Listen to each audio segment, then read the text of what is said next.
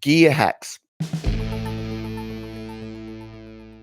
I know you put the word hacks on the end of any word or any phrase, and people are like, oh, yeah, life hacks and blah hacks. And yeah, everyone wants to hack things.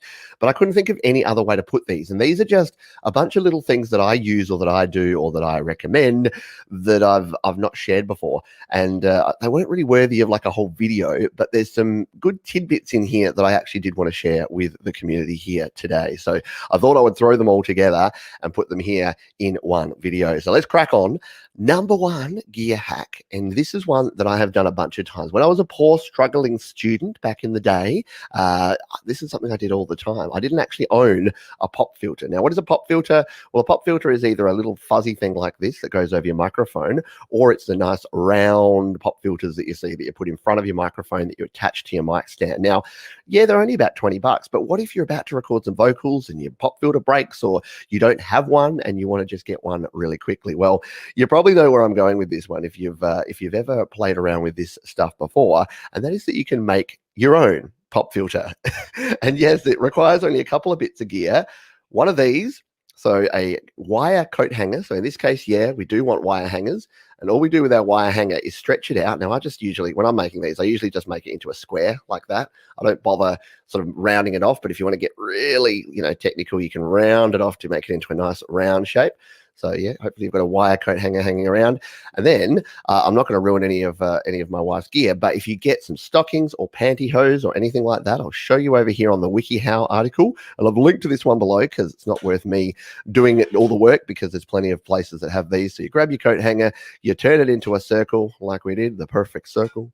And then, you literally just stretch any sort of thin fabric over the top, and anything can work in there. Like I say, pantyhose or stockings work best, but all you want is something thin. And the point of a pop filter is to stop your popping peas. So when you say p and some air comes out, that hits the diaphragm of the microphone, and that's going to pop your peas. So having something to stop it can be called a windshield too, because it's stopping the wind. If you're full of hot air like me and you're blowing lots of wind into your microphone, you need yourself a pop filter, and there you go. There's a cheap way to do it. Please ask permission of whomever you are taking the stuff of before you do that, because you don't want to come home and say, we're going out to dinner tonight, and let me just put my stockings.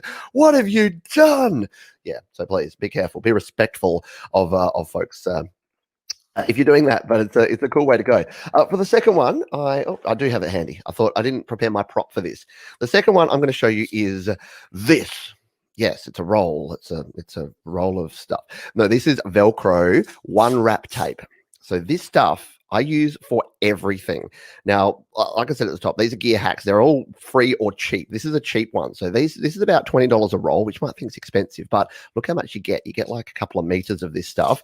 I did a video on this a while ago. So I will link to that down in the description. Let's just bring up. So there's a picture of me with my messy cables doing it. And this is the whole reason. This is what I use. So whenever I have a cable, these are my cables now. So they don't look like that anymore. They all look like this because I wrap them up, and then all my USB cables or my mic cables or my everything just has these, and it's as quick as that. Like that's the Velcro cable. That's the wrap there. And then you just wrap it around. Everything sticks to every bit, so you don't need to do anything else. And then that's it. These will change your life because you'll find uses for them everywhere. I've done my whole home theater setup right behind the computer here. Everything's done. All of my cables. I just use them everywhere. And again, don't use those little plastic ones. They're crappy. Don't try and tie things. Just grab some Velcro. Genuine Velcro brand work the best in my experience. You get a roll of this stuff, the one wrap tape. And again, there's a video link down below, which is that one there, which is where I show how I use them. And there's links to where you can pick them up online as well. Let's go to my next tip, which is keep your boxes, people. You might be thinking this is a weird gear hack to put out there, Pete, but I have benefited greatly from keeping the boxes of all of my stuff. So when you buy a piece of gear, don't just chuck the box and the manuals and the packaging away. Keep it, because guess what? you're probably going to upgrade or update or find new gear that you want to use in the future. And if you are selling something, which I'm about to do, yes, this UR12 is about to be sold. I know. If you're here in Australia, by the way, and you're interested in some audio gear before it goes on eBay, hit me up, pete@studiolivetoday.com. Only in Australia. I only send it in Australia. Sorry, I know. But yeah, international postage is ridiculously expensive. This would cost more to send internationally than it would cost for you to buy it in your own country. I guarantee it. So keep your boxes, because if you want to resell your stuff, it looks so much better to have it like that. Like if I put this on eBay, it's likely to get me 20-30% more than if I just had throw everything out of here than if I just had this. So if I'm selling this, it's like, oh, yeah, thanks for that, Pete. But if I say, look, I've got the original CD, I've got all the original documentation, I've got all the original manuals and packaging, people know that it's come from somewhere that's looked after it, and it's just better. And when I'm buying stuff, I look for the same thing. I want to make sure I have all the stuff. Related to that is all the manuals that you get with things. Now, I keep the manuals in the boxes for that reason, that they're all kept together. Because as soon as you put a manual anywhere else, you don't know where it is. So I take the bit of gear out while I'm using the bit of gear, any cables that I need. But as soon as I'm not using it, it goes straight back in the box. So everything like on those shelves behind me, that's all stuff that I've either used or I'm going to sell or I'm storing or whatever. So if you keep all your manuals, and the one thing that I do is, I used to do this a lot more before the internet, but I used to scan in all of the manuals that I got as soon as I got them, or take a photo of them. And that was just so that I could have a digital version, because even though, most of these are now online, having your own digital version of manuals can be super helpful. I did that. I used to, I'm quite a video camera enthusiast, and I used to do that with old video cameras, and I actually put them up online, and people that had the same model of old video cameras used to be able to say, oh, cool, I can actually download these. So I'd share the PDF versions of those. And the other thing you want to keep is, especially anything like this, and I'm covering it up for a reason, but any of your downloads that you get with your gear, make sure you keep your keys and keep them in a safe place too. So they all go back in the box. They're ready to go. Let's come to the last couple. So another hack. This is completely free. You might have seen this during the week when I was actually singing. It's related to the popping and the pop filter stuff. And that is, when you're singing into a microphone, the temptation is to eat the mic. So to sing like that and to sing right into the microphone. You might have noticed that when I was singing here to the side. So I was actually singing, because the audio is still going to hit the capsule of the microphone, but the difference is that the wind is not going to hit there. If I do that versus this, you're not hearing any different level of sound. And you'll notice even when I'm doing this, I don't have my microphone like this. If I did my whole show like this, it would look weird because my mouth would be behind the microphone the whole time. Might sound a little bit more radio ready, but yeah, you're going to get a lot more plosives, a lot more popping P sounds. So sing above, below, to the side of your microphone so that you don't get all those popping plosives. Now, the final one is a bit of fun.